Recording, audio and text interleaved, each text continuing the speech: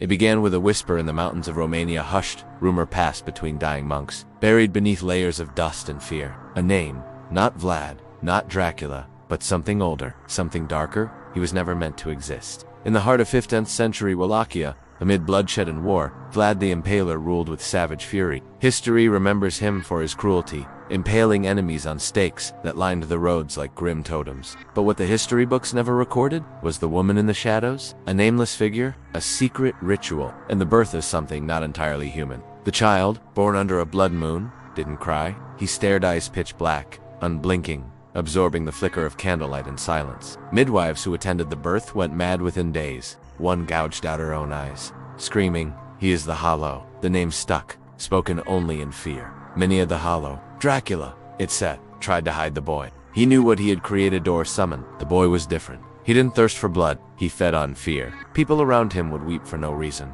Shadows moved when he walked by. Mirrors cracked when he passed. But Vlad, ever the tactician, knew power. When he saw it, he kept Minia hidden deep in the catacombs beneath Castle Ponari. Cannot be contained forever. After Dracula's death, the story of Minia vanished like smoke. No written records, no graves, no mention. It was as if the boy had never existed, but evil leaves traces. Centuries passed. Then, in 1932, an obscure cult emerged, Ordinal Umbrelor, the Order of Shadows, made up of scholars, occultists, and war criminals. They believed the blood of Minia still flowed dormant in the veins of certain families. They searched through forgotten abbeys, looted crypts, and decoded hidden messages in ancient Min. One of their expeditions, led by a German historian named Klaus Brenner, ended in tragedy. Every member of the group died or disappeared except Klaus. He returned gaunt, incoherent, and blind in both eyes. Before dying in an asylum, he carved a single phrase into the stone wall of his cell using his fingernails. The Hollow walks again.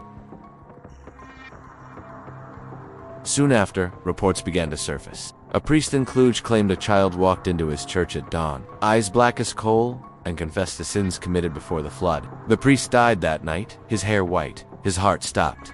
In a village near Cebu, a family awoke to find their young daughter speaking fluent Latin. Though she had never learned a word, she kept repeating, "My father is coming." Then, there was the video.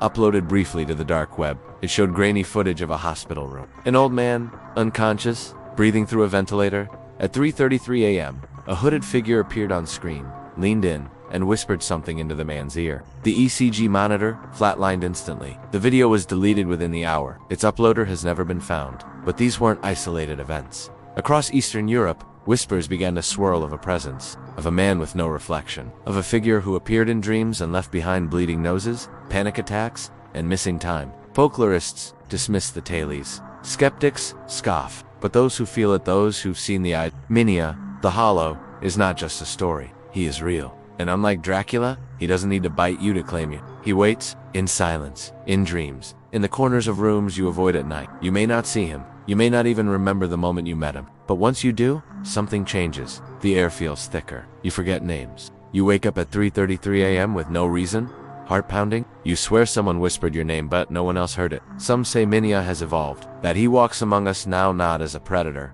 but as a virus of thought, a living curse passed through ideas, through fear itself. And as fear spreads, so does he. So if you feel the sudden chill when no window is open, or you catch a glimpse of something in a mirror that shouldn't be there, don't look again. Don't speak his name. Don't feed the fear, because fear is what he's made of, and fear is how he finds you. If this story chilled your bones, subscribe for more forgotten horrors and dark histories buried beneath the world we think we know. Comment below. Have you ever felt something watching you in the dark? And remember, legends don't die, they evolve.